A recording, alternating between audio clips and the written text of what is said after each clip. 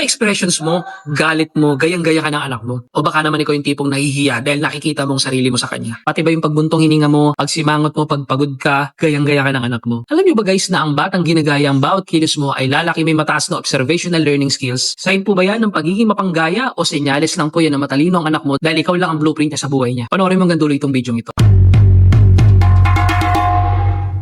New day, new parenting topic na naman po tayo, mamis at daddies. Welcome na po pala guys sa day 44 ng serye natin. Pag-usapan naman natin tong mirroring stage ng anak mo. Minsan nagugulat po tayo bakit parang vlogger na rin baby mo o bakit pati ang paraan ng paghawak mo ng tasa kuhang-kuha niya. Sa totoo lang guys, no, ang mga bata ay social sponges. Natututo po sila hindi ko sa kung anong sinasabi natin, kundi sa kung anong nakikita nila sa atin. Ito po guys ang tinatawag na mirroring. Kapag nakikita nilang mahinahon ka, kapag may problema, gagayahin po nila yan. Pero kapag nakikita nilang mabilis kang uminit ang ulo, huwag kang magtaka kung bakit mini volcano din yung anak mo. Sila po ang pinakamalino na salamin ng bahay natin at pagkatao natin. Ikaw mami at daddy, anong habit o expression mo ang bigla mo na narinig o nakita na ginaya ng anak mo na kinagulat mo? Yung anak ko guys, no, pati yung hay nako, tuwing traffic, kabisadong kabisado na. Comment nyo naman po guys yung pinaka nakakatawang mirroring moment ng anak mo para magkaalaman tayo kung sino ang carbon copy ng anak mo. Ito po guys ang tips natin para sa mini-me na anak mo. Una, model the behavior. Kung gusto mo silang matuto na maging pasensyoso, kailangan nilang makita na pasensyoso ka rin. Sila po ang reflection guys ng inner you.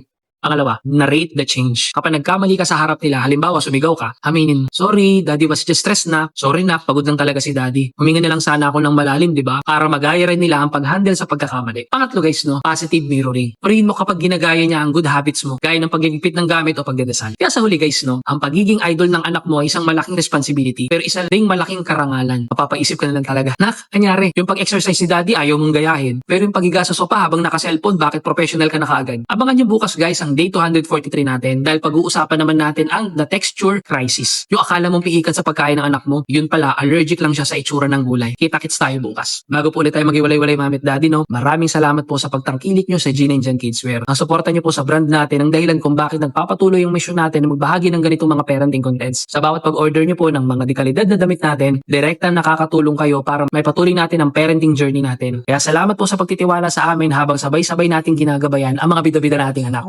Kita-kits po ulit tayo bukas mami at daddy.